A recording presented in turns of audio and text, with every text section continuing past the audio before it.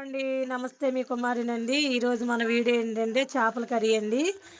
ఫస్ట్‌గా చేపలు క్లీన్ చేసుకుని, చిన్న చేపలండి అవి కానాకంతలంట.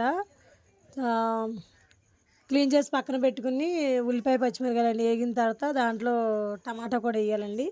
టమాటా కూడా మగ్గిపోయిన తర్వాత ఉప్పు, పసుపు, కారం ఇవన్నీ ఏసేసి దాంట్లో చింతపండు పులుసు పోసుకోవాలండి. తగినంత కొంచెం వాటర్ కూడా పోసుకోవాలి.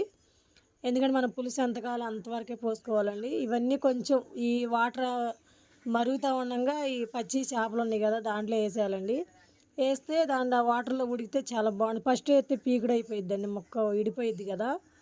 కొంచెం వాటర్ మరిగినాక ఏస్తే గ్రేవీ వచ్చినాక చాలా బావుండిద్ది. టేస్టీగా ఉండిద్దండి. మీరు కూడా ఇంట్లో ట్రై చేయండి. ఎలా ఉందో నాకు కామెంట్ చేయండండి.